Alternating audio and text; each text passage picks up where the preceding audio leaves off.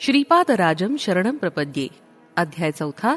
कुरपुरात वासवांबिकेचं दर्शन. श्रीपादांच्या जन्मस्थानात होणाऱ्या लीला. पळणीस्वामींच्या आज्ञेनुसार आम्ही ध्यान करण्याचा संकल्प केला. श्री पळणीस्वामी म्हणाले, बाबा माधवा, वत्सा शंकरा, आपण तिघही श्रीपाद श्रीवल्लभांच्या आज्ञेनुसार ध्यानस्थ होऊन आपापल्या घडलेल्या ध्यानानुभवांची चर्चा करूया. ह्या अवस्थेत आपणास एखादा उत्कृष्ट आध्यात्मिक परिणाम अनुभवास येईल. भविष्य काळात हूणशक हे व्यवहारात असेल. आज हूणशकानुसार दिनांक 25/5/1336 शुक्रवार आहे. आजचा दिवस आपल्या जीवनातील फार महत्वाचा आहे. मी माझ्या स्थूल शरीराला इथेच ठेवून सूक्ष्म शरीरानं कुरपुरास जाईन. एका वेळेस 4-5 ठिकाणी सूक्ष्म रूपात विहार करणं मला बाल्यक्रीडा वाटते.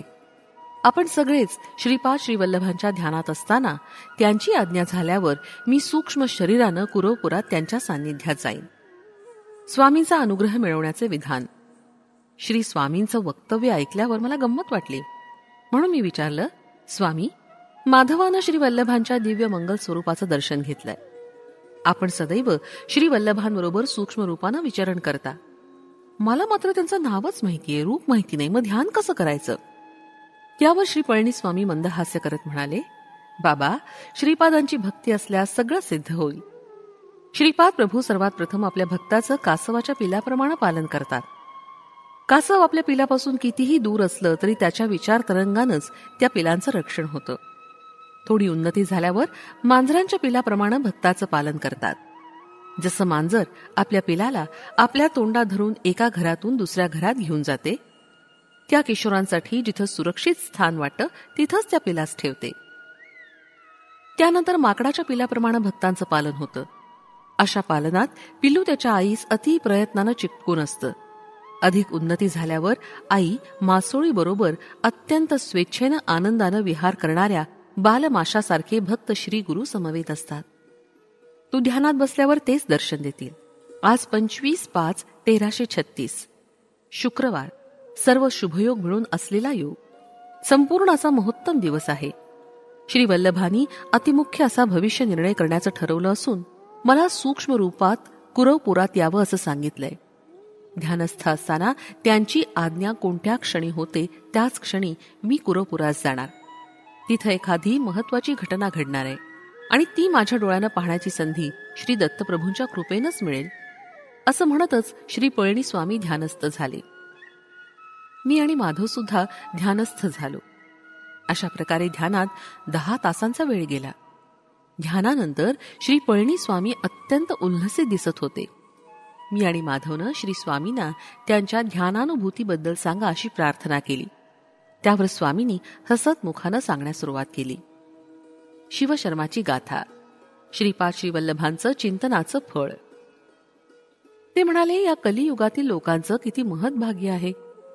कुरवपूर हे गाव फार लहान असलं तरी स्वामींच्या महत्तेस जाणून वेदपंडित सद्ब्राह्मण शिवशर्मा भार्या अंबिकेसह कुरवपुरात राहत होते.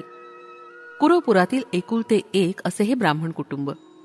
ते द्वीप ओलांडून येऊन ब्राह्मणोचित कार्यकर्मानं धनार्जन करून रोज कुरवपुरात परत येत असत. ते फार मोठे विद्वान पंडित होते. ते अनुष्ठानिरत काश्यप गोत्रोत्पन्न यजुर्वेदीय ब्राह्मण होते. शिवशर्मास झालेली संतानं थोड्याच कालावधीत दिवंगत होत असत. कसा बसा एक मुलगा वाचला. दुर्दैवानं तो मुलगा जड मंद बुद्धीचा होता. निष्प्रयोजक संतान प्राप्तीमुळे शिवशर्मा दुःखी होते. एके दिवशी श्री वल्लभांच्या समोर वेद पठण करून ते मौनपणे उभे राहिले. श्री स्वामींनी त्याचं मनोगत ओळखून मंद स्मित करत ते म्हणाले, शिवशर्मा, दुसरी सगळी चिंता सोडून निरंतर माझंच ध्यान करणाऱ्यांचा मी दास असतो. तुझी काय इच्छा आहे ती सांग. त्यावर शिवशर्मा म्हणाले, स्वामी, माझा मुलगा माझ्यापेक्षाही मोठा पंडित वक्ता व्हावा अशी माझी इच्छा होती, परंतु ती पूर्णपणे रसातळास गेलीय. माझा मुलगा अत्यंत मंद बुद्धीचा आहे. सर्व चराचरात सगळ्या घटाघटात व्यापून असणाऱ्या सामर्थ्यवंत असलेल्या आपणास त्याला पंडित करणं, निष्ठावान करणं काहीच अवघड नाही. एवढी मजवर कृपा करावी. त्यावर श्रीपाद म्हणाले, बाबा, कोणी कितीही मोठा असला तरी पूर्वजन्म कर्मफळ अनिवार्य असतं. सगळी सृष्टीसुद्धा शासनाचं उल्लंघन न करता चालते. स्त्रियांना पूजेचं फळ म्हणून नवरा मिळतो. दानाचं फलस्वरूप मुलंबाळं होतात. सर्वदा दान सत्पात्री करावं. दान घेणारे सत्पात्री नसतील तर किंवा दानास योग्य असे नसतील तर अनिष्टच संभवते. सद्बुद्धी असलेल्या व्यक्तीस जेव घातल्यास त्यानं केलेल्या पुण्यकार्याबद्दल प्राप्त होणाऱ्या पुण्यातील थोडा भाग अन्नदात्यास मिळतो. दुर्बुद्धी असलेल्या माणसाला अन्न दिल्यास त्यानं केलेल्या पापकार्यामुळं मिळालेल्या पापाचा थोडा भाग अन्नदात्यास मिळतो. दान करताना माणसानं अहंकार रहित होऊन दान करावं, तेव्हाच त्याचं चांगलं फळ मिळतं. पूर्वजन्मीच्या कर्मफळानंच तुला मंदबुद्धीचा मुलगा जन्मला.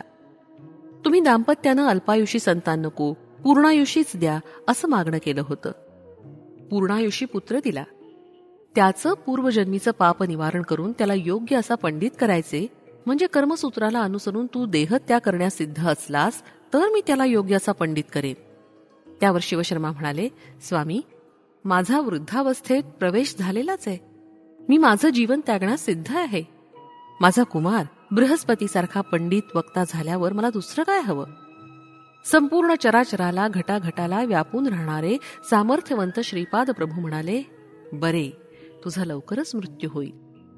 मरणानंतर सूक्ष्मदेहानं धीशिला नगरामध्ये म्हणजे सध्याच्या शिर्डीमध्ये निंब वृक्षाच्या पायथ्याशी असलेल्या भूगृहात थोडा काळ तपश्चर्येत राहशील. त्यानंतर पुण्यभूमी असलेल्या महाराष्ट्र देशामध्ये जन्म घेशील. याविषयी तू तुझ्या बायकोला थोडं सुद्धा कळू देऊ नकोस. श्रीपाद श्रीवल्लभांच्या भावी जन्माचा निश्चय. आविष्करण. लवकरच शिवशर्मा मरण पावला. अंबिका तिच्या मुलासह भिक्षाटन करून जगत होती. शेजार पाजारचे लोक हसत टिंगल उडवत त्यास अंतच नसे. त्या मठ्ठ ब्राह्मण मुलास अपमान असह्य होऊन तो आत्महत्या करण्यासाठी नदीकडे पळत सुटला. त्याची माता सुद्धा असहाय्यपणे आत्महत्या करण्यासाठी मुलाच्या मागे पळत सुटली. त्यांच्या पूर्व पुण्याईच्या प्रभावानं वाटेत श्रीपाद श्रीवल्लभ स्वामी समोर आले. त्या दोघांनाही त्यांनी आत्महत्येच्या प्रयत्नातून सोडवलं. श्रीपाद श्रीवल्लभ स्वामींनी त्यांच्या अपार करुणा कटाक्षानं त्या मूर्ख बालकाला महापंडित केलं. अंबिकेनं शेष जीवन शिवपूजेत घालवावं असा आदेश दिला. शनी प्रदोष व्रताचं महात्म्य सांगून प्रदोष समयास केलेल्या शिवपूजनाचं फळ कसं मिळतं ह्याची सविस्तर माहिती दिली. पुढील जन्मी अंबिकेला माझ्यासारखाच मुलगा होईल असा वर दिला. परंतु त्यांच्या समयातीनही लोकात कोणीही नसल्यानं श्री स्वामींनी पुढील जन्मात तिच्या पुत्ररूपात जन्म घेण्याचा निश्चय केला.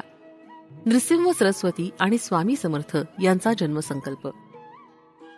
समस्त कल्याणकारी गुणांनी युक्त अशा वासवांबिकेस श्रीपाद प्रभू म्हणाले, तुझा संकल्प सिद्ध होईल. मी आणखी 14 वर्ष म्हणजे या शरीराला 30 वर्ष येईपर्यंत श्रीपाद श्रीवल्लभ या रूपातच राहून नंतर गुप्त होईल.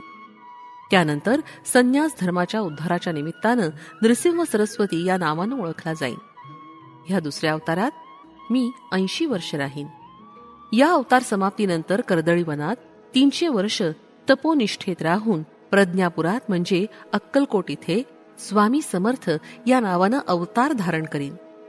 अवधूत अवस्थेत सिद्ध पुरुषांच्या रूपानं अपरिमित अशा दिव्य कांतीनं अगाध लीला दाखवीन. साऱ्या जगाला धर्मकर्माला अनुसरून त्याविषयी आसक्तीरहित करीन. पळणीस्वामी पुढे म्हणाले, जशी जशी योग बदलतील तशी तशी मानवाची शक्ती कमी होत जाईल. त्यासाठी परातत्व ऋषीश्वरांच्या इच्छेनुसार खालच्या स्थायीवर उतरून येईल. शरीरधारी प्रभूंचा अवतार म्हणजे संपूर्ण अनुग्रहाचं सूचकच होय. अशा रीतीनं प्रभुतत्व खालच्या पातळीवर उतरण्यानं थोड्या श्रमानं मानवास उत्तम फळ प्राप्त होईल. म्हणून कलियुगातील मानव धन्य आहेत. केवळ स्मरण मात्रेस दत्तप्रभूंचा अनुग्रह प्राप्त होईल. मानवाचं पतन होण्यास जेवढे मार्ग आहेत, श्रीचरणांचा अनुग्रह प्राप्त होण्यास त्याहीपेक्षा असंख्य मार्ग आहेत. हेच परमसत्य आहे. स्मरण अर्चन केल्यामुळे श्रीपाद श्रीवल्लभ प्रभूंशी अनुसंधान घडतं. त्यामुळे साधकांचे पापकर्म, दोष, विषय वासना, संस्कार श्रीपाद श्रीवल्लभांच्या चैतन्यात प्रवेश करतात. त्यांच्याकडून भक्तांना श्रेयस्कर शुभ स्पंदनांचा लाभ होतो. श्रीपाद प्रभू साधकांच्या चैतन्यात प्रवेश झालेल्या पापसमुदायाचं पवित्र नदीच्या स्नानानंच निर्मूलन करतात. तसं न केल्यास त्यांच्या योगाग्नीनंच त्या पापांना जाळून भस्म करतात. ते स्वतः तप करून त्या तपाचं फळ त्यांच्या भक्तांना देतात. कर्मसूत्राचं अतिक्रमण न करता भक्तांचं रक्षण करतात. त्यांना आवश्यक वाटल्यास कितीही जड स्वरूपी कर्मफलांचं शोषण करून आपल्या भक्तांना विमुक्तीचा प्रसाद देतात. क्षणोक्षणी त्यांच्या कर्माचा ध्वंस करतात. म्हणूनच त्यांच्या भक्तांची त्यांच्या न कळतच कर्मबंधातून सुटका होते, मुक्ती मिळते. पळणीस्वामींच्या या वक्तव्यानंतर सुद्धा माझ्या मनातील प्रश्न मिटला नव्हता. मी त्यांना अजून एक प्रश्न विचारण्याचं साहस केलं. स्वामी, 7.5च्या त्रासातून शंकराची सुद्धा सुटका झाली नाही असं ऐकलं होतं. ग्रहासंबंधी त्रासातून श्री गुरु सार्वभौम कशा प्रकारे सुटका करतात याबद्दल माहिती द्यावी अशी प्रार्थना. यावर पळणीस्वामी म्हणाले, बाबा शंकरा, खगोलशास्त्रातील ग्रहांना जीवांशी मित्रत्व किंवा शत्रुत्व असं नसतंच. मानव जन्माच्या वेळी त्याच्या प्रारब्ध कर्माला अनुसरून ग्रह महर्दशेनं जन्म घेतो. त्या ग्रहांना अनुसरून शुभाशुभ फळं त्याला मिळत असतात. ग्रहांच्या मुळे येणारे सूक्ष्म किरण अशुभ फळं देणारे असल्यास त्याच्या दोष निवारणासाठी मंत्र तंत्र यंत्रानं काही फळं न दिसल्यास जप तपहोमाचा आश्रय घ्यावा. या उपायानं सुद्धा उपशमन न झाल्यास श्री गुरु पादुकांना शरण जावं.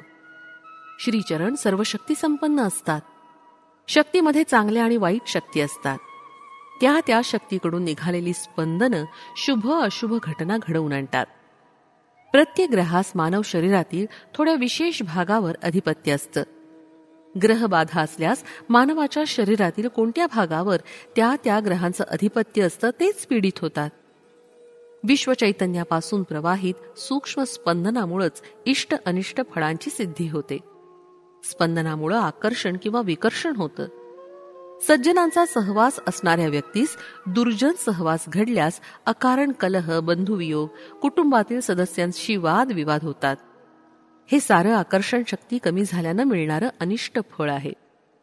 विश्वशक्तीकडून स्पंदनांची निरंतर उत्पत्ती होत असते. ते थोड्या कालावधीपर्यंत त्या माणसावर प्रभाव पाडण्याचं कार्य करतात. काळ हा शक्ती स्वरूप आहे. थोड्या कालांतरानं ती स्पंदनं त्या माणसास सोडून विधिरित्या प्रभावित होणाऱ्या माणसाच्या शरीरात प्रवेश करतात. कालचक्राला अनुसरून त्याचं फळ मिळत असतं. मानवाची दैवभक्ती जागृत होऊन तप जप केल्यास ग्रहांची तीव्रता थोड्या प्रमाणात कमी होते. महात्मे लोक विश्व कल्याणाची इच्छा करून विविध प्रकारचे यज्ञ करत असतात. त्यांच्या तपाचं फळ सुद्धा दान करत असतात. या प्रक्रियेनं विश्वात उद्भवलेली अनिष्टकारक अशी स्पंदनं एका माणसानंतर दुसऱ्या माणसाला कष्ट न देता ती जिथून उद्भवली तिथंच परत जातात, म्हणजे मूळ बिंदुस्थानात जातात. याला तिरोधान म्हणतात. थोडं पुण्यकार्य केल्याबद्दल विशेष शुभ फळ मिळाल्यास त्याला अनुग्रह असं म्हणतात. स्वामी पुढे म्हणाले, बाबा, क्रियायोग सिद्धांताप्रमाणे सृष्टी स्थिती लय या तिरोधान अनुग्रहांना मी स्पष्ट केलं. तू ध्यानात असताना पाहिलेल्या यवन भासणाऱ्या साधूमध्ये भविष्यात श्रीपाद श्रीवल्लभांची शक्ती विशेषरित्या प्रवाहित होईल. निंबवृक्षाच्या जवळ असलेल्या भूगृहातील 4 नंदादीपांना तू पाहू शकलास ही असाधारण किमया आहे. श्रीपाद श्रीवल्लभांनी कोणत्या तरी महान उद्देशाच्या दृष्टीनंच तुला असा अनुभव दिलाय. त्यांची आंतरिक कल्पना केवळ त्यांनाच माहितीये. त्यांच्या लीला फार अगम्य असतात, गूढार्थ प्रयोजक असतात. त्यांच्या व्यतिरिक्त दुसऱ्यांना त्याचा मतितार्थ जाणता येत नाही. त्यात सुद्धा देवरहस्य असू शकतात. त्यांच्या अनुमतीनंच मी तुला त्याचं विवरण करू शकलो. समस्त सृष्टी त्यांच्या नजरेखालीच असते.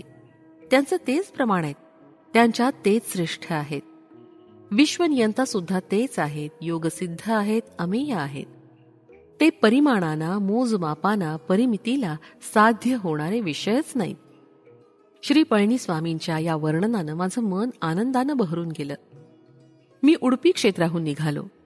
कुरवपुरास जाताना मध्येच कितीतरी चित्रविचित्र अशा घटना घडत चालल्या होत्या. या सर्व ग्रंथस्थ करण्यासाठी श्री गुरु सार्वभौमांची अनुमती घ्यावी या विचारानं श्रीपाद श्रीवल्लभांच्या दर्शनोत्तर त्यांच्याशी विचार विनिमय करण्याचं ठरवलं. श्री पळणीस्वामींनी माझ्या मनातील भावाला लीलेनं समजावून घेतलं आणि ते म्हणाले, तुझ्या मनातील भाव मला अवगत झालेला आहे. भविष्यात भक्तांच्या हितासाठी श्री प्रभूंच्या चरित्राचं लिखाण करण्याचं तू ठरवलं आहेस.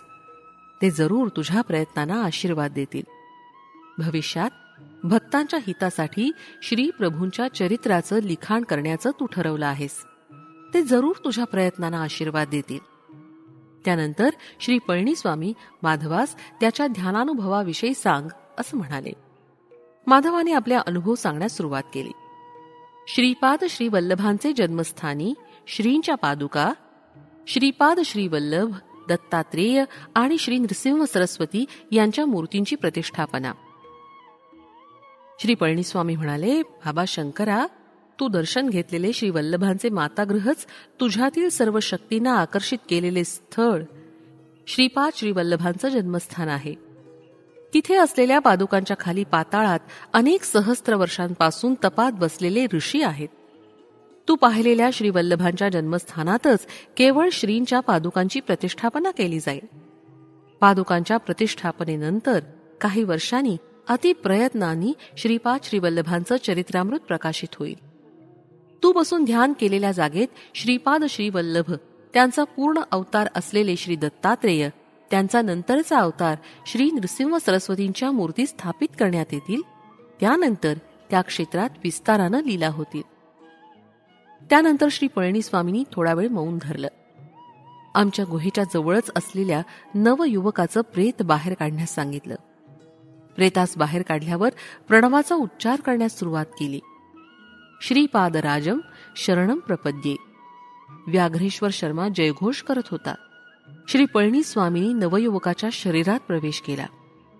वयोभारानं शिथिल झालेल्या वृद्ध शरीरास व्याघ्र रूपात असलेल्या व्याघ्रेश्वर शर्मानं जवळ असलेल्या नदीत टाकण्यास नेलं. नूतन शरीरात प्रवेश केलेल्या पळणीस्वामींनी आज्ञा केली, तुम्ही या क्षणीच इथून जावं. बाबा माधवा, तू तुझ्या विचित्रपुरास जा. बाबा शंकरा, तू तिरुपती या महाक्षेत्रास जावं. माधवा, तू तुझ्या सूक्ष्म शरीरानं पीठिकापुरातील पुण्यवंतांचं दर्शन घेतलं. तेच तुला या जन्मात पुरे. श्रीपाद श्रीवल्लभ अनुग्रह प्राप्तिरस्तु. तेव्हाच माधव विचित्रपुराकडे आणि मी तिरुपतीकडे प्रयाणास निघालो. श्रींच्या लीलेचा अंत लागत नाही हेच खरं. श्रीपाद श्रीवल्लभांचा जय जयकार. फलश्रुती मुलींना योग्य वर प्राप्ती, गुरुनिंदा दोष निवारण.